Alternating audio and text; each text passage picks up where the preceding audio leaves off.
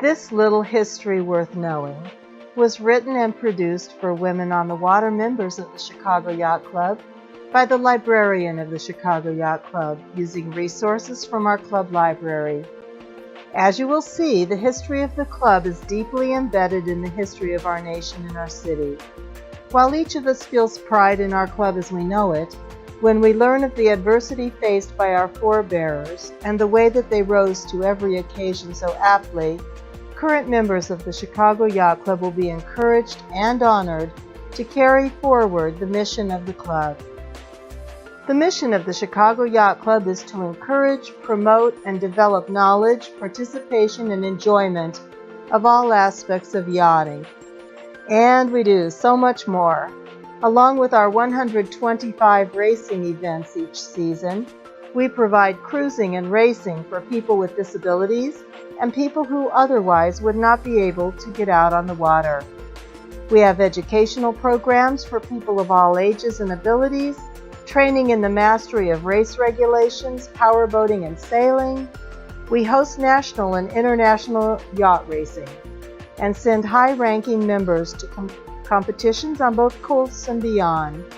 The Chicago Yacht Club has a rich history and an enduring legacy. This is a little history worth knowing. This is the first 100 years of the Chicago Yacht Club.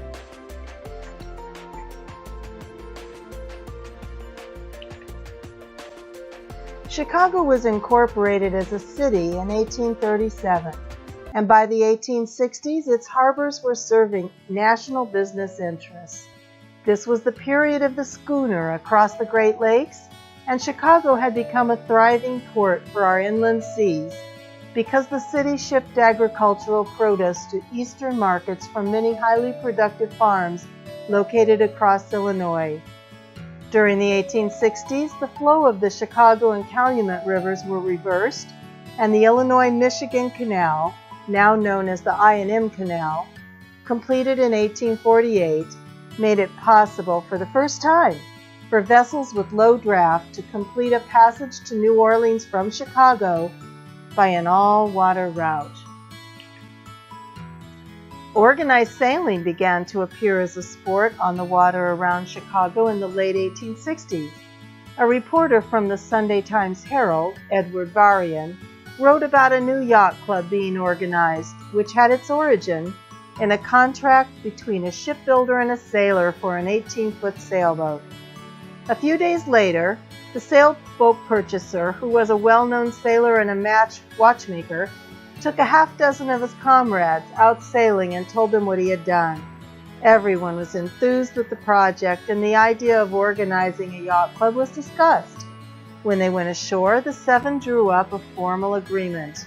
That formal agreement said, "We, the undersigned, for the purpose of forming a yacht club to be called the Chicago Yacht Club, each solemnly agrees to pay an equal sum to defray the expense of the building and rigging a boat 18 by 7.5 by 2.5 feet for the use and benefit of the said club.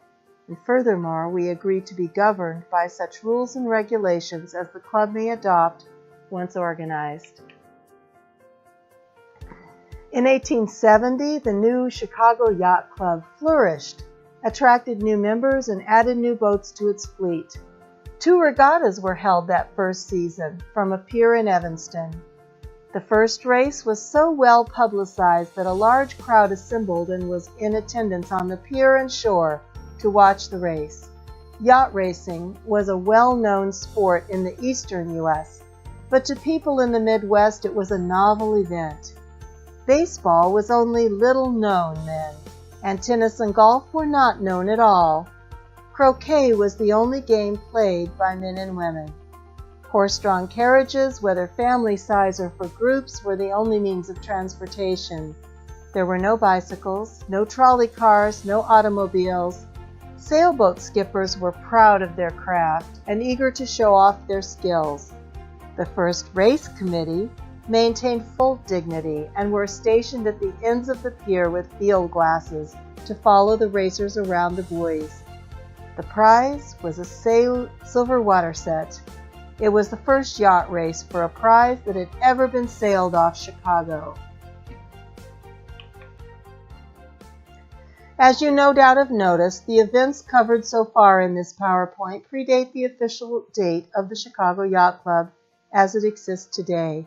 This was due to the Great Chicago Fire that started in October 1871 and burned for 3 days.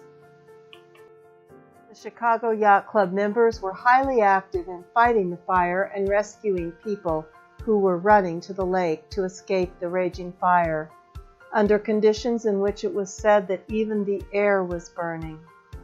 3 of the new Chicago Yacht Club sailboats were lost in the fire, and the Chicago Yacht Club member named Captain John Wilson later succumbed to pneumonia due to his prolonged exposure to water and wind when fighting the fire and rescuing panicked and drowning members of the public. It took a few years for a city full of people who were all suddenly made homeless to reclaim their city and their lives from the ashes. Finally, on August 7, 1875, Charles Kremer met with other yachtsmen at the Sherman House, a hotel, and formally organized the Chicago Yacht Club. The first officers were John Prindiville, Commodore, T.M. Bradley, Vice Commodore, William Higgy, Rear Commodore, C.E. Kramer, the Secretary and our first librarian, and Lois Wall, Secretary. W.W. Bates was the measurer. There were 38 members at the inception of the club. The initiation fee at that time was $5, and the dues were $4 per year. Among the first members of the club were men prominent on the Board of Trade, bankers, members of the Social Registry, and business leaders. The Chicago Yacht Club of 1875 was firmly organized, had a larger membership than before the fire, and a better grasp of its own purposes and goals. In its initial years, a race that would take boats out of sight of land was not even to be thought of, and after much discussion and consideration, a task still well known to Chicago Yacht Club members, it was finally decided to host a race and a cruise to a South Chicago landing at the mouth of the Calumet River, where an Eastern Yacht Club-style clam bake would take place. An expert clam baker was brought to Chicago from back east for the purpose of serving up the real thing on the beaches of Lake Michigan. On race day, the boats started from the Illinois Central Breakwater at Randolph Street. When the racing boats and the cruising boats reached South Chicago, it looked great. There they found a gigantic pile of seaweed on the beach, containing a baking assortment of clams, potatoes, hams, chicken, and green corn. The specially hired cook from New York had created a special Yacht Club punch, which was said to taste like nectar and ambrosia, but it had the unfortunate effect of chloroform. And after being among the first to sample his punch, the clam bake specialist was unable to complete the service for which he was hired, leaving the sailors to conduct the clam bake on their own. None of the sailors had ever held a clam bake before. As we could easily predict, each of the captains had a theory as to the proper way to conduct the clam bake, including, on one case, to set fire to the entire clam bake under a heavy pile of firewood. And of course the result was that no one was able to eat the offerings of the original menu. Instead, the guests brought sandwiches to share and made a merry gathering on the shore with a driftwood bonfire of the original clam bake. The afternoon wound up with the awarding of prizes, as is still usual. Norman T. Gassett, who weighed 300 pounds, won the Thin Man's Prize. Captain Prindiville, who was born in Ireland, earned a medal for being the first child born in Chicago.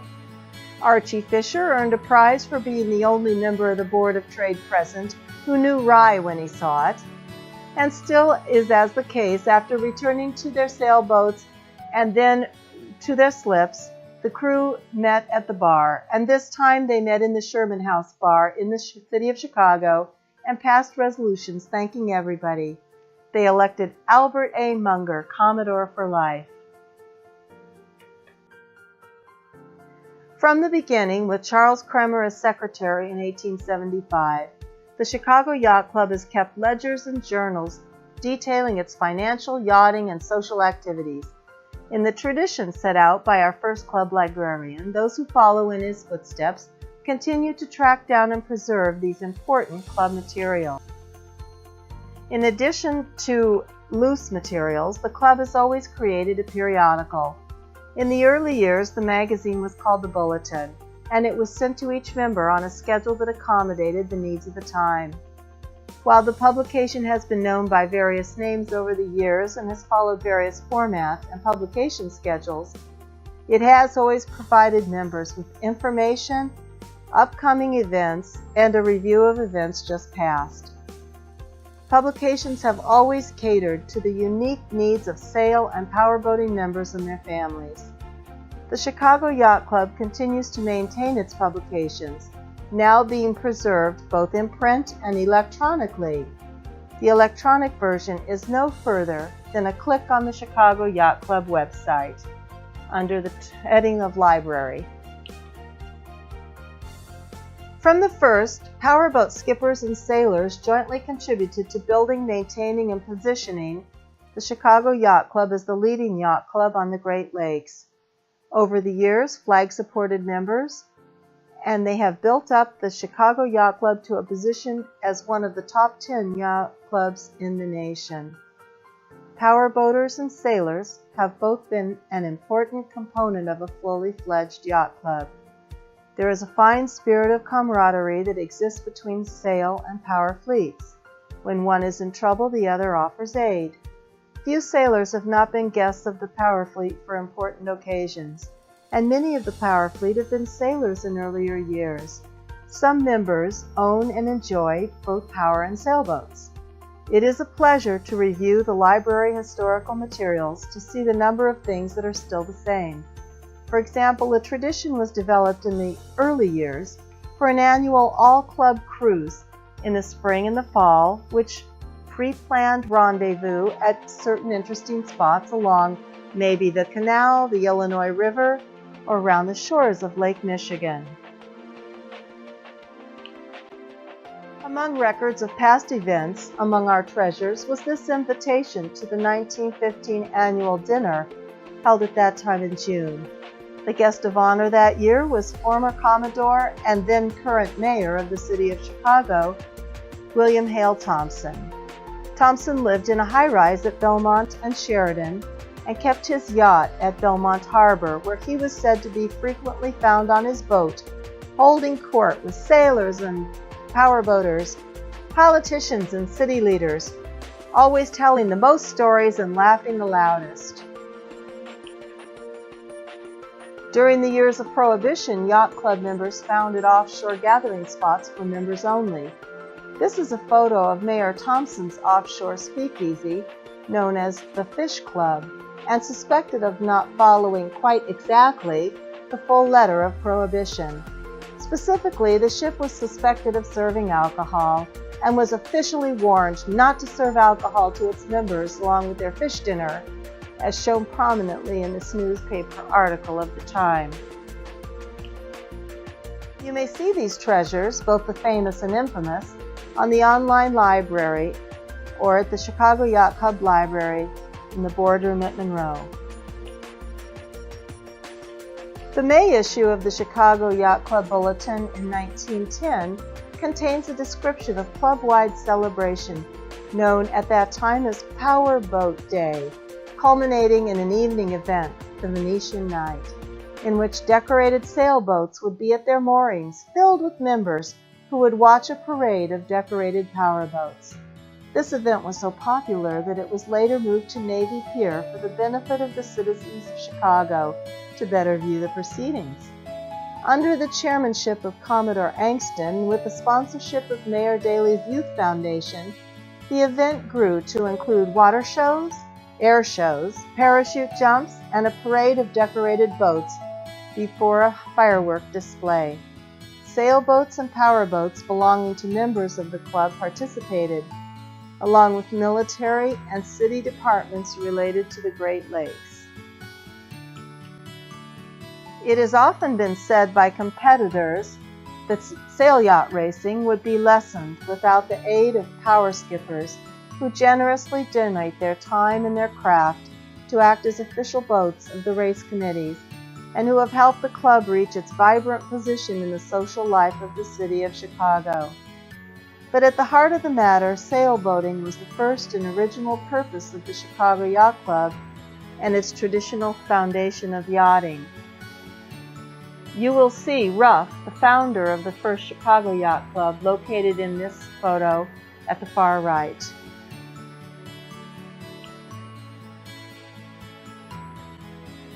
A clubhouse to call our own.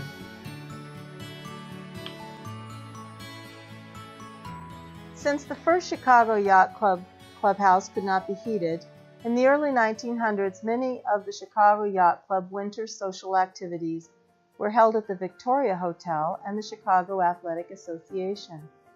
Official Toastmasters were designated for all social functions, and members were issued their own copy of a song booklet to use on such occasions, including such favorites as Sweet Adeline and I've Been Working on the Railroad.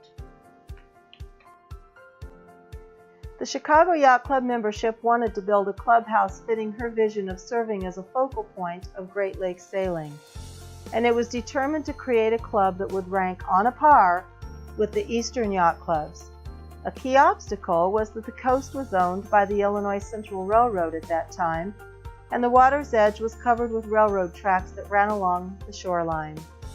At the turn of the last century, there was a 35-foot square boathouse located at the end of Illinois Central Pier No. 3 at the foot of Randolph Street. The building was the former home of the Argonaut Sailing Group. This was a very exclusive group who limited their membership to a known 51 persons, invitation only, and charged each member $500 as an initiation fee, prohibitively high for most people. The Argo Clubhouse was the first yacht club facility on the lakeshore that we had, and it was leased as a temporary clubhouse from the Illinois Railroad between the years of 1900 and 1906. In the days before radios, the resourceful Chicago Yacht Club members developed a system of flag signals that allowed an extensive amount of information sharing between the clubhouse and any yachts in the harbor. Prior to leasing the Argo Clubhouse, the Chicago Yacht Club had sought city approval to build their own clubhouse. Permission had been obtained in 1899, the year prior, from the U.S. federal government to build a clubhouse out into the water on the harbor adjacent to the breakwater where Monroe Harbor now sits. The permission of the South Park Board and then the City of Chicago was obtained, with George Warrington as Commodore in 1900. Written permits of each type needed had been obtained, and the foundation was all but complete when the 350 Chicago Yacht Club members and their 50 yachts were presented with an injunction filed in the circuit court that prevented further construction on the lakefront. After an unsuccessful appeal in the circuit court, an appellate court opinion reversed the circuit court order and sustained the Chicago Yacht Club attorneys on every point. Clubhouse construction could now be continued. The new clubhouse was dedicated on June 28, 1902. At that time, there was access only by boat to the clubhouse during the summer, but during winter a hard freeze made walking from the shore to the clubhouse somewhat accessible. North Beach provided public bathing on the waterfront. In the early 1990s, the Monroe Clubhouse had what was then called a water basin to the west, featuring water polo events, swimming, and fancy diving. People loved to get in and onto the water in any way possible for them.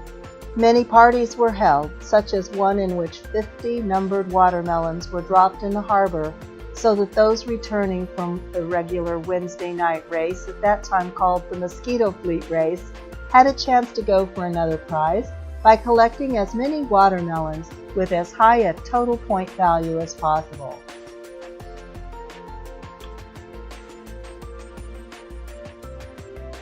People enjoy on-the-water activities, even in the winter.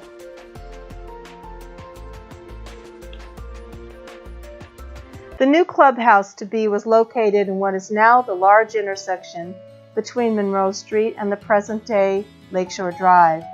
A few years after it was built, it had to be moved 100 yards east to its current location onto new infill to accommodate the construction of the new outer drive.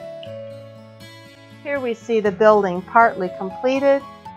Here is how she looked in 1902 from the Illinois Central Railroad tracks that ran right beside her. Being settled once was not enough.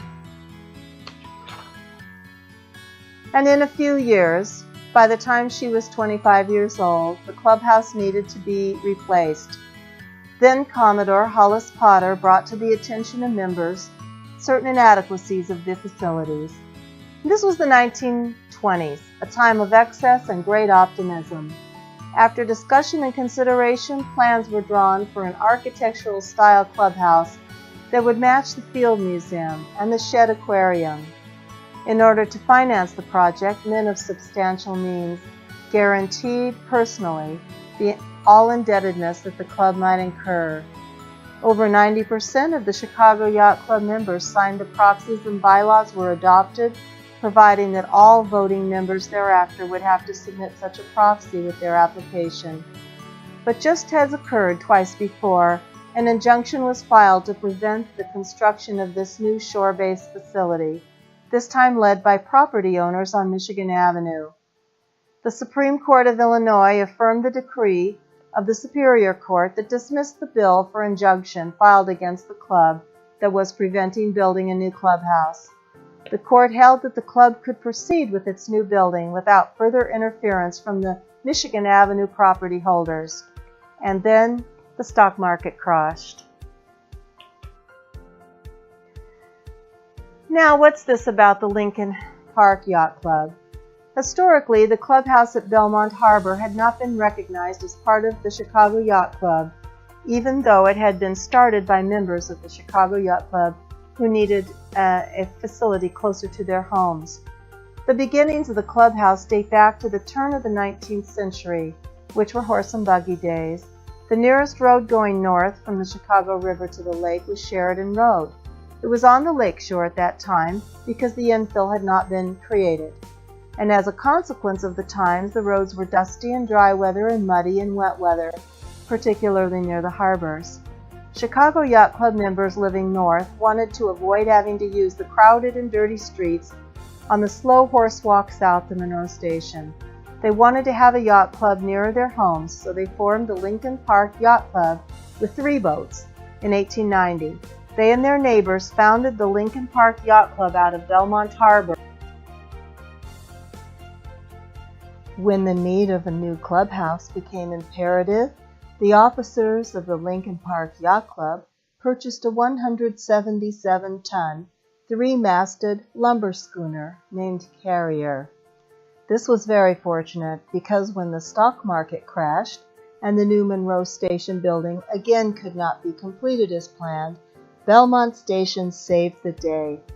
Even though the club was well prepared financially to build the new clubhouse, the Depression led to a national crisis of employment and financial insecurity for most Americans.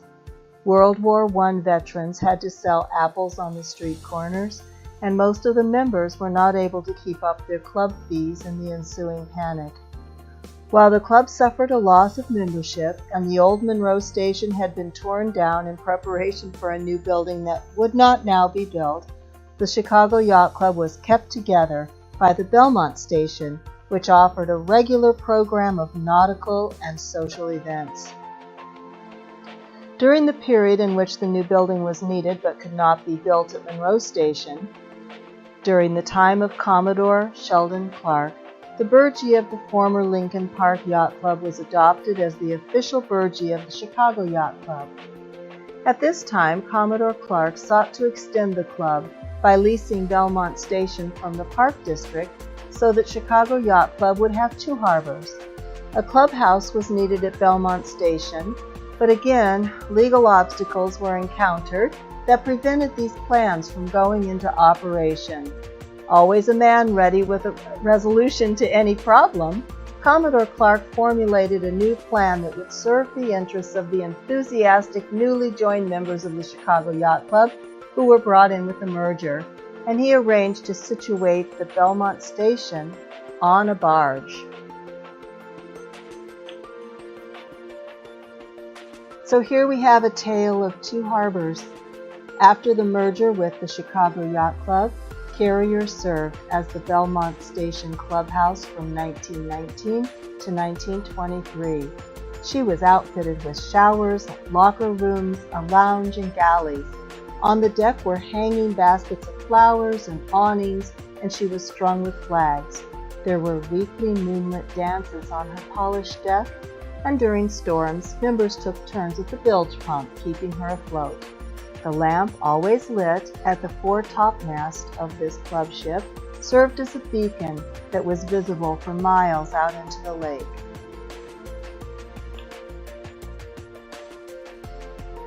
The new facility for the Monroe Street station, which was to have cost $3 million at that time, was a highly ambitious project reflecting the character of the Roaring Twenties. With the Depression of the 1930s, building plans came to an abrupt halt, and it was Commodore Potter who rose to the needs of the club and prevented the land from returning to the Park District. During the darkest days of the Great Depression, this Commodore was instrumental in both restoring full voting rights to all members who had sustained losses due to having signed the proxy, and raising enough funds to restore a functional clubhouse to the site at the foot of Monroe Street. With the problems faced only years earlier, members did not buy enough bonds in 1956 to fully fund this clubhouse, so it was decided to complete the new clubhouse in 3 sections. In the late 1950s, a new clubhouse was situated at Monroe. In 1962, a permanent dinghy dock was built, and in 1968, the lounge was remodeled and named the Mackinac Bar. Meanwhile, back at Belmont Harbor, Carrier was nearing the end of useful service. When Carrier had to be replaced, it was decided in 1923 to build a floating clubhouse to meet with the conditions imposed by the Park District. The originality of the design for a strongly structured floating clubhouse was considered such a novel concept that the club received many requests for blueprints and related building materials. The clubhouse at Belmont Station was the largest steel barge ever built in the Midwest to that time. When the new clubhouse was completed, Carrier was presented to the Naval Scouts at Waukegan for use as a clubhouse. When Belmont Harbor was subject to physical changes related to city infill projects and harbor redesign, the clubhouse was moved, and a much appreciated second barge was added to extend the youth and education branch of the Chicago Yacht Club. Belmont Station remains a highly active and integral part of the Chicago Yacht Club to this day.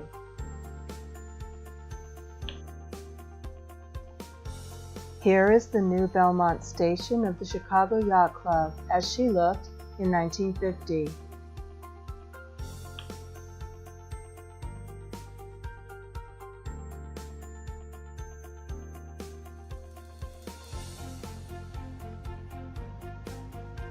This photo is of the Monroe Station in the 1950s.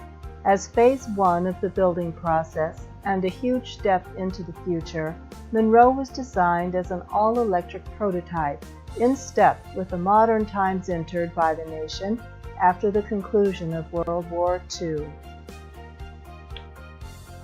This photo is of the Monroe Station in 1975 after the construction of all 3 phases of the building were complete. Here is the current harbor with its placement of the Chicago Yacht Club's main facility. Now let's take a look at the history of the race from Chicago to Mackinac Island.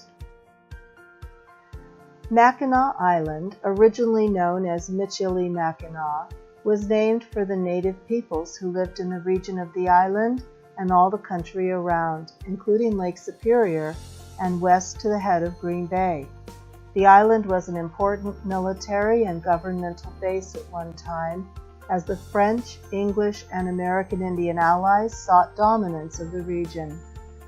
The race from Chicago to Mackinac Island is a classic sporting event in which the balance hangs on weather, skill, luck, and courage. In 1904, the Chicago Yacht Club published sailing directions to govern the forthcoming race.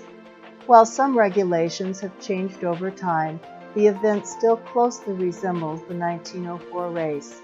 Race committee rules for that year included that the captain of the yacht must satisfy the committee that he has on board proper navigational instruments, charts, and a logbook in which he must keep hourly entries to be handed in at the end of the race.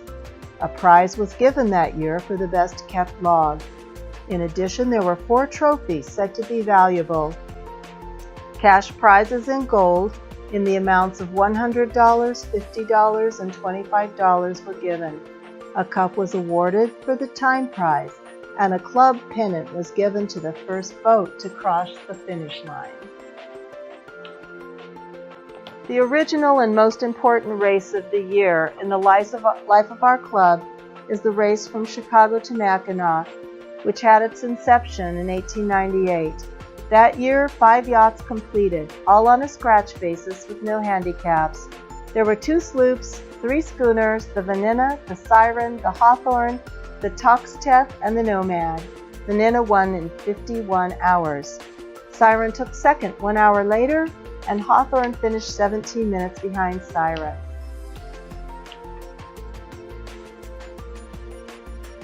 The race from Chicago to Mackinac is the longest freshwater annual sailing race in the world, one of the most prestigious sailing races. Superlatives are easy to come by when talking about the math. Trophies recognizing achievements in this race are on display in the cases and on the walls of the Monroe Clubhouse. Division and first-to-finish awards recognize the best of the best, awarded for being the winner of their division or the fastest boat regardless of handicap. Section trophies recognize winners of the individual sections, often consisting of one-designed fleets. The Island Goat Awards recognize endurance, with a minimum of 25 Mackinac races, and speed, with the fastest goat to the island receiving recognition. This is the yacht harbor of Mackinac Island, as seen from up on the hill at Fort Mackinac in the year 1938.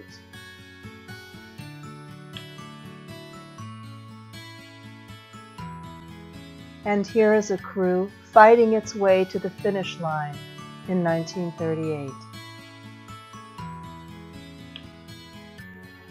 Let's talk about the Stars and Stripes over the Chicago Yacht Club. Even though naval battles are generally thought of as occurring between warships on the high seas, there were times in which naval battles were fought on inland waters. The Great Lakes became just such a battleground in the Battle of Lake Erie and the War of 1812. This fight was between the United States and the British, because the British had not yet given up their interest in controlling the Great Lakes. Training for the U.S. Navy has also taken place on the Great Lakes in Chicago. When the Navy was searching for a training station in 1911, Chicago bested the other cities who wanted the honor, and the Chicago Yacht Club led the bid. The new Great Lakes Naval Training Center was appointed in 1911, and the U.S. Navy began to act as an escort for the fleet to Mackinac Island during the race that was at that time becoming an annual leading event for the Chicago Yacht Club. Closer ties between the Navy and the Chicago Yacht Club were established in 1912 when we invited the U.S. Navy to participate in the annual event then known as Venetian Nights, which is a precursor to our current Air and Water Show. During World War II, naval pilots learned to land on aircraft carriers just off the Chicago waterfront. It is said that there are several hundred naval planes at the bottom of the lake because the classroom training materials for these sailors stated that the landing strip was much longer than it really was. And some of these planes have been recovered in recent years for use in Hollywood film sets, for films set in the 1940s. The Navy responded eagerly to working with the Chicago Yacht Club over the years and proposed a maneuver to test the defenses of Chicago in the event of an attack by sea during World War II.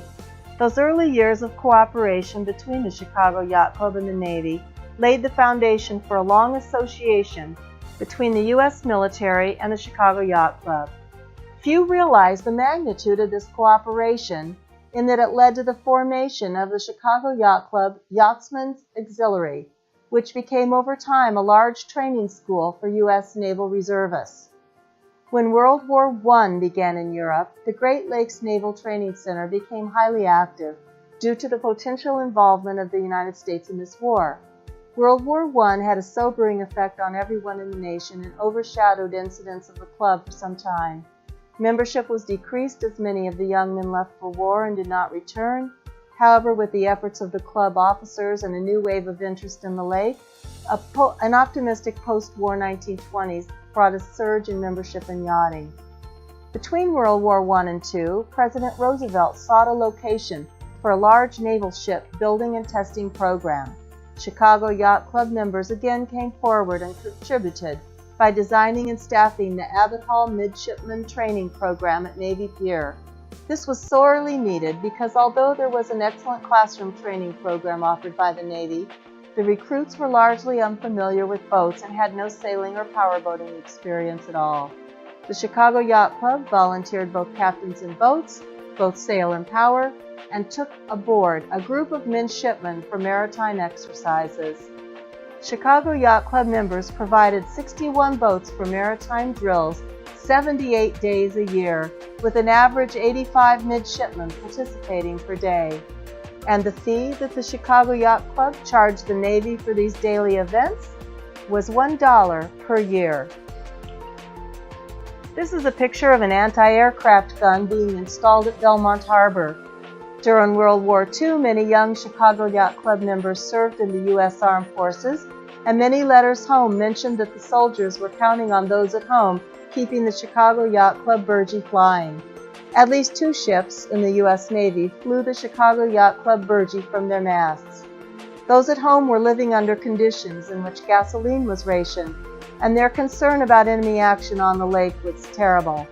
For several years, members and their families and friends who expected to cruise on the lake were required to carry identity cards issued to them after they were fingerprinted by the Coast Guard at the Belmont Harbor Clubhouse. During the war years, Commodore Fellow Danny faced the issue of how low revenue due to members in the military not having to pay fees during their terms of service. This was coupled with the hardship caused by rationing of heating oil and food, and increasing the difficulty of keeping the clubhouse open. In addition, to keep members of the club safe while on the water, Commodore Danley kept current with the location of gunnery, small arms firing ranges dotted the shores of Lake Michigan, and he needed to inform members of the shifting safety concerns for sailors and boaters, as well as ensuring that members were aware of the potential location of submarine training underway in the lake. Submarine training was marked only by a yellow smoke bomb just prior to the surfacing of a submarine, creating a disastrous situation for small boaters. A review of the Chicago Yacht Club relationships with sea-based U.S. government institutions is not complete without a nod to the important relationship that exists between the Chicago Yacht Club and the U.S. Coast Guard. The U.S. Coast Guard is a branch of the U.S. Department of Transportation and has always been regarded by those who pilot pleasure craft as guardians of our safe return to our harbor. Initially known as Revenue Cutters or Revenue Cutter Service, the Coast Guard was initiated by President George Washington in 1790 to protect the nation against smugglers. Sea Explorers have been a key youth training program at the Chicago Yacht Club since 1921, when the club sponsored the formation of this new concept in scouting. While it is an offshoot of the British-based Boy Scout program, the Sea Scouts movement in this nation was developed with cooperation of the Secretary of the U.S. Navy, who was active in creating the first manual and publicized the Sea Scouts. The Chicago Yacht Club Sea Scouts acquired its first ship, as the Lake Michigan Yachting News reported in 1921, quote, to give Scouts access to training on the wireless, the rope and tackle and sails of boats, knowledge of the weather, expertness in life-saving, and in managing emergency situations, unquote. In 1927, the Chicago Yacht Club organized sponsorship of the Sea Explorer program, and the explorers were admitted as junior members of the Chicago Yacht Club. Many members are involved in the training exercises for explorers, and they serve on important occasions as the color guard for the Chicago Yacht Club. And now a word about our club trophies. Our grandest trophy, purchased in 1906 by subscription among club members, is often referred to as the canoe. This was the only permanent trophy for the Mackinac race until 1927. What the various scoring rules were that applied over the years as qualifications for determining the winner have been blurred by the passage of time, but the clarity of the engraving recognizing the winners endures. Vincendor, Mistral, Vanadis, Valmore, Malvarine, and Olympian are the classic names of the early winners. Tradition over the years has been for the winner to serve champagne from the canoe to all intending competitors at the annual Mackinac Race Awards dinner, held in the fall following the race. The days of the winner taking the canoe home or perhaps to their club after posting a bond of a suitable amount are long over, but perhaps this explains some of the minor wear on the vessel. Awarding the Mackinac Cup to a single winner could simply not last in the sport of yacht racing. In keeping with the same traditions we follow today, starting in 1927, the Mackinac Cup was arranged alternatively to the Universal Racing Division or the Cruising Division of that time. In 1952, the divisions were referred to as First and Second Division, which was determined primarily on yacht size. However, the trophy was alternated as before between Universal Racing Division and Cruising Divisions. In 1971, the Mackinac Committee chose to offer 4 divisions with no overall award, so the Clinch and Ritchie trophies were called up as division trophies until 1977, when the race reverted to the first 2 divisions for most of the years through 1986. As the listing of winners shows, the Mackinac Cup was awarded to one of 2 divisions on an alternating division since 1987. Divisions have had various names such as IOR, MHS, IMS, PHRF, AmeriCap, ORR, and even one design over recent years. Presently, it is alternated between the larger and the smaller monohull yacht divisions under ORR. A trophy this grand could not be without controversy at some point, and it did not take but 5 years to occur. The gale of 1911, which was credited with the sinking of George Trammell's schooner Vincendor on the rocks off Fisherman Island, was a turning point for the Mackinac race. Faced with criticism of running a race through the more dangerous northerly portion of Lake Michigan, a slim majority of highly divided board voted to accept an invitation from the Little Traverse Yacht Club to run the race to Harbor Springs. This was much to the consternation of then twice-past Commodore William Billy Baum, who was the last surviving donor of the Mackinac Cup. Billy declared that the Mackinac Cup should not be awarded for a lesser race, and said that it should remain on the shelf until the Mackinac race resumed, and it did. However, the very generous Little Traverse Yacht Club provided an elegant trophy as substitute for the Mackinac Cup for the 2 years of racing to Harbor Springs. With a certain amount of artistic license, the Mackinac Cup is fashioned in the shape of a Native American canoe, and the detailing is exquisite. When the Mackinac race resumed after World War I, it was dominated by Universal Q class, and the howl from the cruising boats resulted in the establishment of the two divisions along a very generous donation from Commodore Woodruff. From 1927 to 51, this trophy was alternated with the Mackinac Cup as the trophy for the cruising division, or the Universal Racing Division. By 1951, the Universal Division of the Qs had dwindled to just 7 boats, while the cruising division had grown to an enormous number of 51 yachts. 1952 was the first year of a first division and second division fleet configuration, arranged essentially as the larger boats and the smaller boats. The Mackinac Trophy continued to be alternated between 2 divisions until 1971, when the Mackinac Committee chose to offer 4 divisions with no overall award. So the Sench and Ritchie trophies were also offered as division trophies until 1977, when the race reverted to 2 divisions. Designed as a bowl, the Mackinac Trophy has also been used alongside the Mackinac Cup for service of champagne by the winners to their competitors at their traditional fall banquet. The silversmithing of the Mackinac Trophy should not be missed. At the feet of the Native American scouts are turtles. The Native American name for Mackinac Island is Land of the Great Turtle. Commodore Woodruff provided a complete explanation of the symbols on this trophy in a letter to the club, which you can find on the library website online. There are so many trophies, each very important, and each of which serves a purpose. It would take hours just to go through each of them, and fortunately you can do this at home by going to the chicagoyachtclub.org website and clicking on the library. From there, click on Trophies, and you will see each trophy listed, pictured, and described.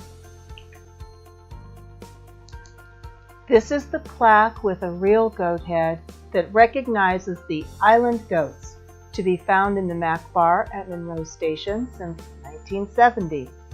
Island goats are those sailors who have successfully completed 25 races from Chicago to Mack Island. Some of the names on this trophy can only be described as legendary.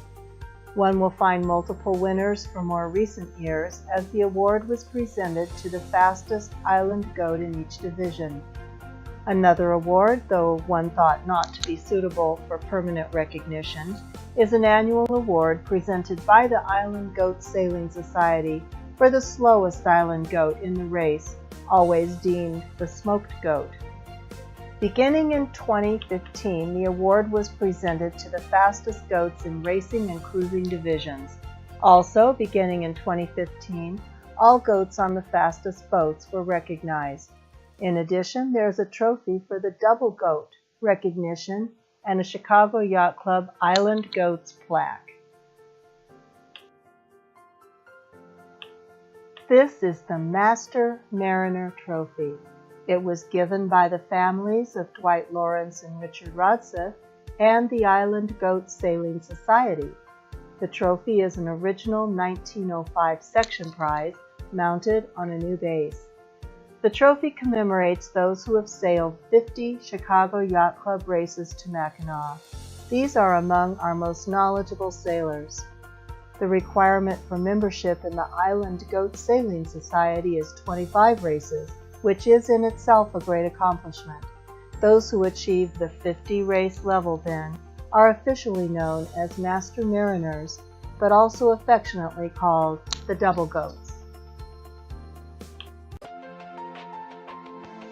Let's talk about Chicago Yacht Club Women on the Water over the first 100 years of the club. Little can be found in the accounts of the day to verify whether women-only crews raced small yachts prior to 1900. However, it was reported in 1905 that the Chicago Yacht Club member Evelyn Wright and her all-woman crew sailed the 32-foot sloop, the Lady Eileen, in the Mackinac races of 1905 and 1908. At the time, she was the only female flag member of the Chicago Yacht Club. In 1912, there was a challenge invitation extended by the women of Chicago to the women of Toronto. Toronto responded in this way: "The women of Toronto will sail against the women of Chicago in any craft from a canoe to a three-masted schooner." The name of the winning skipper of the all-women's race was reported as Mrs. Roy Barcall, a spouse of a member of the Chicago Yacht Club. The 1913 cruiser reported that the officers of the Chicago Yacht Club said, "In view of the recent suffrage legislation in the state, there is a prospect that newly enfranchised women sailors may seize the fleet of sailboats now lying in the Chicago harbor and take the Chicago Yacht Club, or something equally desirable and seizable." Women were now allowed to join in their own right. In 1914, Mrs. Roy Barcall had again proved she was a match for any male skipper, including her husband, when she was the first to cross the finish line on the second leg of a squall-ridden triangular race. The Jackson Park Yacht Club was the first to start a lady skipper race. The Brandt Trophy, established in 1912 for the Jackson Park Yacht Club races, was first won by Annette Barcall in a series of 3 races, and it was offered again on a single race over a 6-mile course sailed in a gale in 1919. This race was run by Mrs. Robert Williamson and won her the title of Chicago's champion yachtswoman. Miss May Binden from the Jackson Park Yacht Club won this series in 1920, leaving the Chicago and Milwaukee entrants far behind. In general, it may be said that male reaction in early print to women sailors was largely focused on their ladylike demeanor and femininity while sailing, and in each case, their attractiveness and their dress style was very carefully written up. Fortunately, the frequency of women winning sailboat races on the water in mixed crews became so frequent that nothing was reported after gender ceased to be a story in itself in 1925. Powerboating seemed to be maybe a little less eager to allow women at the helm, and in 1925 there may have been a sense of backlash against women moving into formerly male spheres. The general feeling was, as one article stated it, "Sailing is not a skimming board affair of a few hours, but requires seamanship and qualities of endurance and courage. It is, in fact, a man's race and a man's sport." Not until 1921 did the Chicago Yacht Club enter the trend of offering women-only races, but such gender-specific races persist to this day. Perhaps Chicago Yacht Club did not provide women-only races because in this club women have always raced in and amongst male sailors, as skipper and his crew. In 1921, Olga Kurtz and her crew of 3 women were often seen on the lake and competed regularly. That summer, Miss Mabel Forger won the first regularly scheduled Chicago Yacht Club Ladies Skipper race. The one-designed dinner that year honored both the owners and the lady skippers. During a time in which few women may have been able to own boats or cars or houses, the club was a leader in moving from a vision of the club as just a lovely place for women to have lunch or tea and play bridge, to accepting women as athletes and full members. Many couples and young women continued to excel at racing and to participate in both whatever ladies' races or mixed racing was open to them. The boats they sailed were not small, but were huge cruising boats belonging to the P class. By the 1940s, there was a marked improvement in women's place in society, perhaps related to the need created by the war for women to enter into manufacturing and other formerly male careers. It was seen as the patriotic thing to do. The record is sprinkled with women skippers and crews after the 1940s, and the membership of the Chicago Yacht Club included women who were knowledgeable in sailmaking, painting and varnishing boats, coping with alcohol stoves and drying canvas sails, providing safe navigation, and who could in fact effectively perform every job on a boat. Like their male counterparts, these women enjoyed all aspects of sailing. They felt the same challenge to their skill and abilities that makes owning, crewing and skippering a boat a reward that they continuously seek throughout their lives, even though it may be difficult to explain to anyone who does not cherish a life in the wind and on the water. The Chicago Yacht Club has always been composed of a well-rounded group of yachting enthusiasts from diversified backgrounds. A club is not a club if its members think solely of satisfying their social or sporting or personal ambitions. A club should be an addition to all that stands for a progressive community.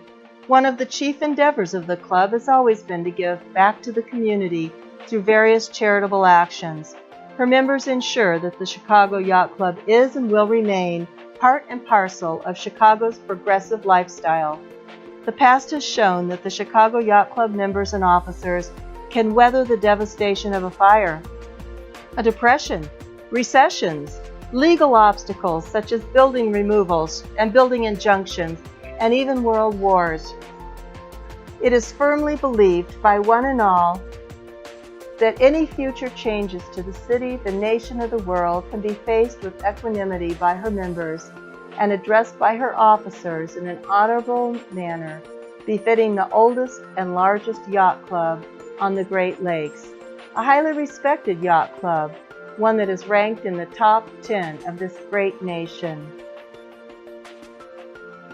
Ladies and gentlemen, let's raise our cups to the Chicago Yacht Club. So say we all.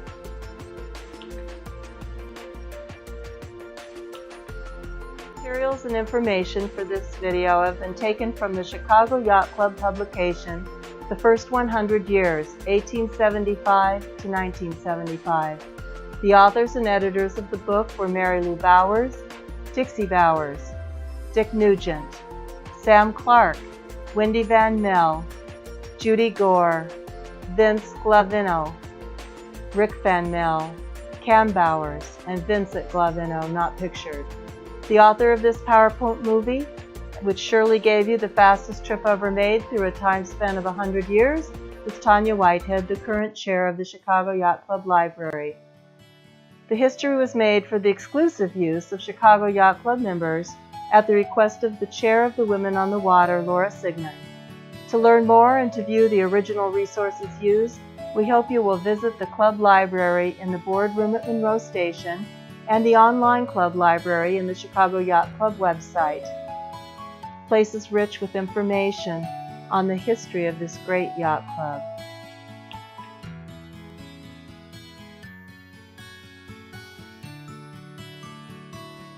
This presentation and the references shown go over the next few slides, and they're all available to members of the Chicago Yacht Club on the website and in the library. To find the online library, go to www.chicagoyachtclub.org, sign in with your member name and your password, then click on the word library. There you will find books on site, electronic books, periodicals, trophies, history, our timeline, references, and a link to our YouTube videos.